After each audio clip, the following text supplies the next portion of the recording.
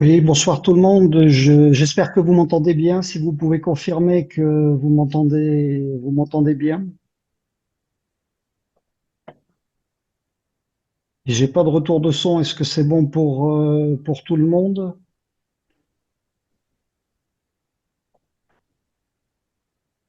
Donc, je suppose que tout le monde m'entend. Donc, je vais vous faire une présentation un petit peu des techniques de nettoyage et ce qui a évolué ces dernières années et très rapidement. Au travers d'abord d'un historique, un petit peu de la manière dont le nettoyage a été abordé, continue dans certains cas à être abordé et les améliorations qui ont été apportées ces dernières années et les développements futurs à venir. Donc, tout d'abord, pour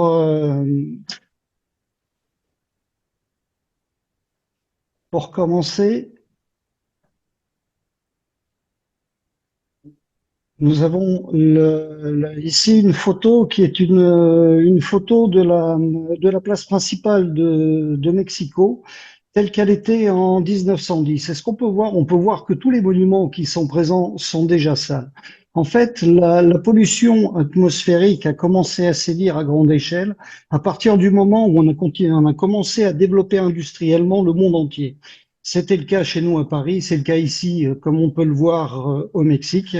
Et ça n'a fait que s'empirer d'année en année, avec à l'heure actuelle une problématique qu'on a en France qui est toute nouvelle et très récente, qui est due simplement au fait qu'on est roulé avec une essence au plomb pendant des années, et ce plomb se trouve, lui, présent à l'heure actuelle dans les croûtes noires et les dépôts noirs qu'on a sur les façades, et à des taux relativement importants et contaminants. Donc, ce qui fait qu'on est obligé d'évoluer de la même manière au niveau des méthodes de nettoyage applicables en préservation notamment du public tout autour de nos chantiers.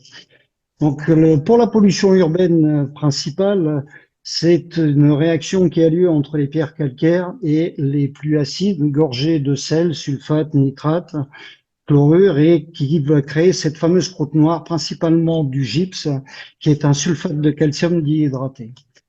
En complément de la contamination de nos monuments, on va retrouver la pollution, une pollution biologique qui est présente telle qu'on peut le voir ici, et est également une problématique qui elle est due au sel qui est emporté par les embruns marins pour tout ce qui va se retrouver en bord de mer, donc tel que représenté ici pour Toulon. Alors, quand on va parler de nettoyage, on va parler de nettoyage. Je vais vous parler que des monuments, sachant que ce qui est dit pour les monuments est applicable également au niveau muséologique. C'est le nettoyage, et ben, malheureusement, c'est une opération irréversible. Irréversible, donc, qui, au titre de la charte d'Athènes ou de la charte de Venise, est totalement antinomique dans la mesure où je ne peux pas revenir en arrière. Ce qui fait que normalement, pour pouvoir euh, déterminer la technique de nettoyage la plus adaptée à un monument, il est judicieux se, de préparer en amont une étude préalable très minutieuse. Et cette étude préalable très minutieuse, souvent malheureusement, n'est pas réalisée. Ce qui fait, comme sur la photo que vous avez ici, eh ben, vous avez une intervention qui était réalisée à gauche. On suppose que la partie gauche de la photo ici est identique à la partie droite. C'est le même bâtiment. Une opération de nettoyage est envisagée, quelle que soit la technique qui a été utilisée. Des essais préalables souvent sont réalisés pour éviter d'avoir en résultat ce genre de problématique. Malheureusement, ça ne suffit pas. Ça ne suffit pas. Pourquoi? Parce que souvent les techniques de nettoyage sont poussées à leurs limites et elles sont conditionnées par la première chose qui est l'intervention humaine. Et cette intervention humaine est à maîtriser dès le début du chantier et pas seulement en amont en préparation des opérations de restauration. Si on apporte un deuxième éclairage sur le nettoyage, c'est quoi nettoyer? C'est quoi la différence entre propre et entre nettoyer? Est-ce que pour un monument, le propre, c'est nettoyer, ou est-ce que nettoyer, ça n'est pas juste venir supprimer tous les contaminants qui pourraient créer des pathologies ultérieures intrinsèques à la pierre. Donc, c'est une question qui est posée. Vous avez ici des essais qui ont été réalisés sur le Louvre à Paris il y a plus d'une quinzaine d'années, où l'on voit 8 techniques de nettoyage différentes qui ont été posées, toutes respectueuses du support et avec 8 résultats esthétiques différents. Donc, dans l'abord du nettoyage, dans sa préparation, il convient, et malheureusement ça n'est pas souvent le cas, d'effectuer un suivi de nettoyage strict qui permette de déterminer à partir de quand on supprime les couches qui soient épigéniques ou les couches de patine qu'on peut retrouver en support. Vous avez ici une photo qui a été prise, qui est en 2024, qui montre les impacts tout simplement d'un nettoyage non maîtrisé qui a été réalisé à la soude sur un monument, parisien, sur lequel on est revenu derrière avec un silicate venir consolider l'épiderme. Malheureusement, les deux opérations ont provoqué une cristallisation des sels, qui est celle à partir de sodium de la soude, qui sont fortement délétères en présence de sulfate, thénardite ou mirabilite. Et malheureusement, ces dégâts ne se voient que à long terme. Donc, 2024, on a apparition des dégâts pour une opération qui a été réalisée il y a une dizaine, voire une quinzaine d'années, beaucoup plus tôt. Ce qui veut dire que lorsqu'on doit aborder le nettoyage, la première chose avant de sélectionner une technique ou de faire des essais, c'est d'avoir un diagnostic complet de la nature du contaminant que l'on souhaite enlever, la nature du support, son état sanitaire, l'état de conservation et dans quel contexte environnemental ou sociétal on doit réaliser ce nettoyage. Alors, à décharge, je vous ai présenté des choses à décharge. Il faut quand même reconnaître une chose. En France, a été créé en 1967 le laboratoire de recherche des monuments historiques qui nous permet qui est le gardien du temple concernant les techniques de restauration. C'est relativement récent, ce qui fait que tout le suivi ou tout l'élimination, on va dire, des techniques qui peuvent être dangereuses pour le support, s'est fait petit à petit depuis ces années, ce qui est relativement jeune. La deuxième chose, c'est comme on peut le voir la petite photo du Louvre, du nettoyage du Louvre, c'est qu'il n'y a pas de méthode universelle. En fait, toutes les méthodes de nettoyage peuvent être soit bonnes, soit mauvaises. Tout va dépendre du diagnostic qu'on va réaliser et de la main qui va l'utiliser derrière. À titre d'exemple, on peut tout simplement dire de la même manière que si l'on fait une restauration de peinture, le premier outil du restaurateur peinture reste un scalpel. Or, un scalpel peut être extrêmement dangereux, comme extrêmement habile et judicieux à son utilisation. Il en est exactement de même pour l'utilisation des méthodes de nettoyage. Alors, historiquement, lorsqu'on va regarder un petit peu ce qui s'est passé avec le suivi scientifique derrière de l'appui donc du laboratoire du ministère de la Culture, on a les méthodes de nettoyage qui ont évolué depuis la projection de granulats fortement agressive, qui a été abandonnée, suivie par de la chimie lourde. On nettoyait à l'acide chlorhydrique ou à la soude. Puis on est passé à une projection douce de granulats, qui est toujours utilisée en muséologie pour nettoyer le statuaire, et y compris sur les façades. Puis on est passé à des méthodes douces au niveau de la chimie. On se retrouve avec des complexants et des adjuvants beaucoup plus doux que les acides forts ou les bases fortes. Mais malgré tout ça, on se rend compte qu'il y a quand même encore un impact sur les monuments et on est passé à une chimie encore plus douce. On tend vers le nettoyage sans principe actif. Alors, on va passer à la pollution biologique. Quelles peuvent être les dernières innovations? Concernant la pollution biologique qui a été présentée, on nettoyait à un moment donné à l'eau de Javel. L'eau de Javel a été proscrite, provoquant des sels pouvant être fortement délétères en présence de pierres calcaires. Les biocides les plus couramment utilisés aujourd'hui sont à base d'ammonium quaternaire et très récemment ont pu être remplacés par des huiles essentielles. Donc vous avez ici un comparatif qui a été réalisé sur la cathédrale de Strasbourg entre des formulations d'huiles essentielles et de biocides classiques du marché, du marché, où on se rend compte que l'efficacité d'application est identique et la rémanence, c'est-à-dire la durée dans le temps, également.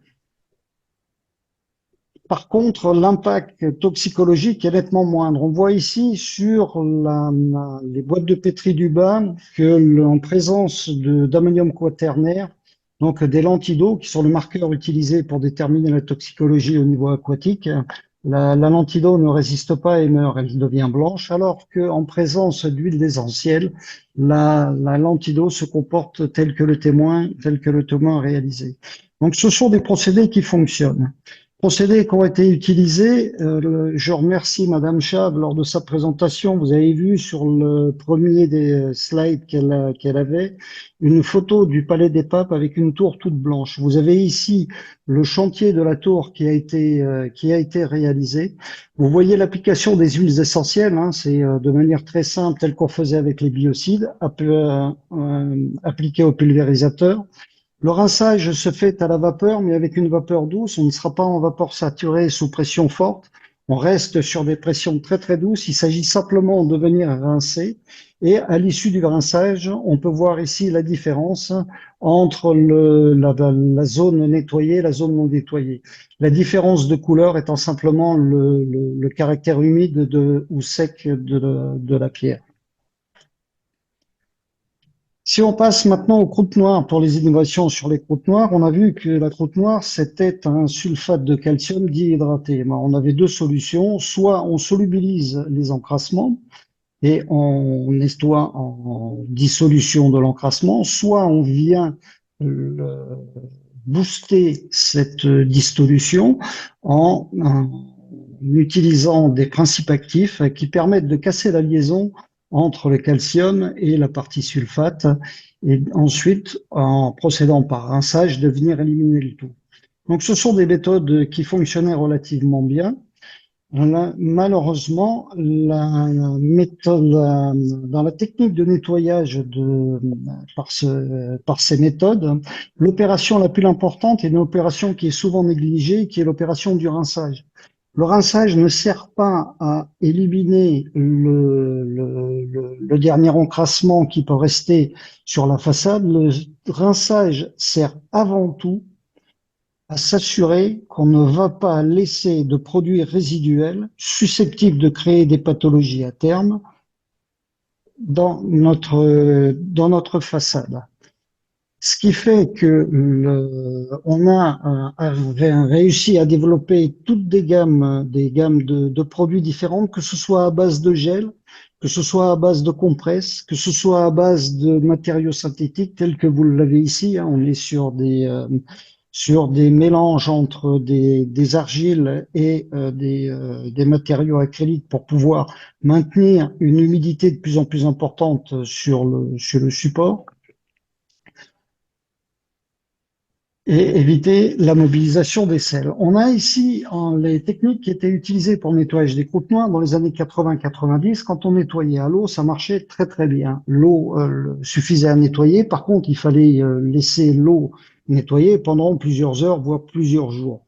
La technique, malheureusement, lorsqu'on peut le voir sur la photo d'à côté, la technique, malheureusement, va mobiliser les sels et va perturber très fortement l'équilibre que vous avez dans la pierre, à ce moment-là, créant des pathologies complémentaires.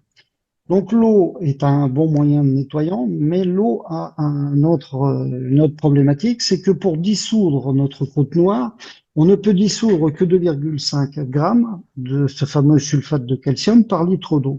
Donc il a fallu trouver, et ce sont des compresses qui sont en cours de développement, des compresses qui permettent de retenir l'eau à l'épiderme Donc, on va rajouter des éléments, donc qui sont des éléments, des adjuvants solides dans les compresses, qui permettent d'augmenter la capillarité de la compresse et d'avoir une capillarité beaucoup plus importante de la compresse par rapport à la pierre.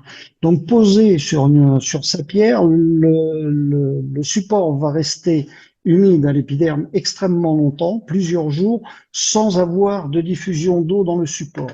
Et vous avez ici un résultat d'essai réalisé sur une façade parisienne. Donc, on est sur une pierre calcaire avec un encrassement qui est un encrassement normal, hein. On voit les parties, donc ce sont des parties en aplomb qu'on va retrouver ici, qui sont d'un noir très encrassé. Vous avez ici le comparatif entre des pelables, hein, qui sont des produits à base de latex, et des compresses qui se trouvent ici, dont certains se retrouvent avec adjuvant ou sans principe actif.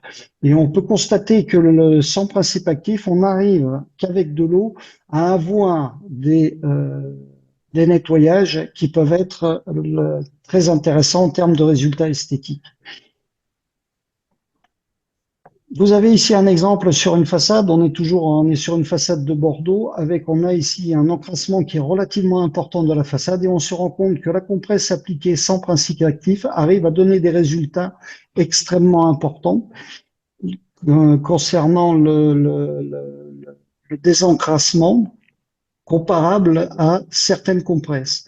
Sachant qu'à partir du moment où ici je me retrouve avec du blanc sur la façade, c'est déjà un nettoyage qui allait beaucoup trop loin. J'ai perdu la patine et je suis allé en termes de nettoyage au-delà de ce qui m'est autorisé par les différentes chartes. Au niveau de l'application, pour ces méthodes de nettoyage, eh ben, là, ce sont des méthodes d'application classiques, hein. Soit on peut l'appliquer à la main manuellement, soit de manière mécanisée, simplement avec un simple airless, donc sur chantier. Et on va attendre que ces compresses sèchent et ces compresses sont réglées de manière à pouvoir se désolidariser du support pratiquement toutes seules. Donc vous avez ici, après séchage, les compresses qui viennent se désolidariser du support, un support qui se retrouve propre derrière. Et pour le reste des compresses qui sont sur le monument, on vient soit avec une curette en bois, soit avec un peu d'air comprimé pour enlever le reste de polluants. En rinçage, il est toujours possible pour pouvoir peaufiner le niveau esthétique sans rajouter d'eau dans la pierre, de venir avec des procédés d'injection-extraction. Comme vous le voyez ici, vous avez sur la photo du milieu ici une tête qui comprend deux compartiments. Un qui est pour l'injection d'eau. On va injecter de l'eau sur le support à très très faible pression. De l'autre côté, on aspire. Le fait d'aspirer va créer une forte dépression qui crée un effet turbulent simplement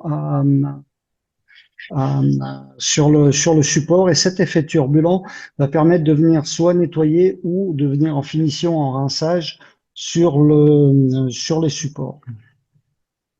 Concernant les techniques, les nouvelles technologies utilisées et celles toutes récentes qui arrivent et qui vont se développer, on note surtout les techniques de nettoyage à base de laser. Alors le laser a déjà été utilisé, vous connaissez les applications en termes de muséologie, hein, on a sur le statuaire, ça fonctionne très très bien avec des rendements qui sont très très petits, hein, on parle de quelques centimètres carrés par jour. On l'a sur du textile, hein, notamment un projet qui a été réalisé il y a quelques années, qui est relativement récent, en partenariat avec l'Opifich des Pietredour et de Florence. Donc le nettoyage d'un manteau de cérémonie inca du XVIe siècle, c'est une parure en plume d'oiseau, donc en totale préservation du support. Vous avez les nettoyages qui sont faits sur des toiles de maître ou sur des décors peints ou des fresques qui fonctionnent très très bien en muséologie à l'heure actuelle. Pouvoir l'appliquer sur des plus grandes surfaces posait un problème. Or, aujourd'hui, on arrive avec des nouvelles technologies qui permettent d'avoir des rendements relativement élevés d'une part, et d'autre part, d'être la seule technique qui puisse être utilisée en totale intégration esthétique. Comme vous le voyez ici sur ces photos, Le but du jeu n'était pas de nettoyer totalement la façade. On voit que la couleur de la façade, il a été nettoyé ici, le nettoyage poussé. Vous avez la couleur de la pierre. On est beaucoup plus clair que le parement ici, qui est avec un degré d'encrassement très léger. Donc, soit pour nettoyer ce type de monument, on va être obligé de nettoyer avec la même technique ou des techniques complémentaires la totalité de la façade pour être sûr que lorsque je nettoie non, et mes pilastres et mes feuilles d'acanthe ici, je n'ai pas de disparité esthétique, soit je peux utiliser le laser qui, lui, va me permettre de m'intégrer et de m'arrêter à un niveau de dégagement qui soit compatible avec le support qui est à côté. Alors, on parle des nouveaux lasers avec des rendements importants. Ici, on est avec un faisceau qui fait 17 cm. Sur de la croûte noire, on est sur le palais de Chaillot, des essais qui ont été réalisés l'année dernière à Paris, et vous constatez qu'il est extrêmement aisé de pouvoir nettoyer des croûtes noires relativement indurées avec une rapidité assez grande. De plus de la rapidité, on a la sélectivité, c'est-à-dire que la méthode, comme vous pouvez le voir ici, elle travaille en totale innocuité sur la pierre. Ici, on est sur une pierre qui est un tuffeau, qui est une pierre française extrêmement fragile. Et vous voyez que le moment où le faisceau laser passe sur les petites boursouflures qui ne contiennent, eux, que de la poudre de pierre reste en place. Tout ce qui est toile d'araignée, rien n'est touché. On est vraiment que sur le déglagement de la croûte noire en totale conservation d'un support qui est extrêmement fragile. Et pour terminer, vous avez ici, on parlait des rendements. Quand on parlait des rendements, ben les rendements, on est à l'heure actuelle là sur une façade, sur un encrassement moyen. On va pouvoir atteindre des rendements aujourd'hui de l'ordre de on va dire 25 mètres carrés jour à 50 mètres carrés jour en extérieur et des rendements de 30 à 40 mètres carrés jour à 80 mètres carrés jour en intérieur. Que ce soit sur du décor peint ou sur du parement classique. Il y a des chantiers qui ont été réalisés en France. Je pense notamment à Notre-Dame-d'Auteuil, qui est une église, 5000 mètres carrés ont été nettoyés au laser, dont une grande partie est en décor peint, et plusieurs autres projets qui sont en cours et à l'étude et qui vont sortir très prochainement. Voilà, donc je vous remercie et en guise de conclusion, j'aimerais juste réinsister sur le fait qu'il n'y ait pas ni de bonnes ni de mauvaises techniques de nettoyage. Il y a juste à bien étudier au préalable la technique la plus adaptée au support à nettoyer. Je vous remercie.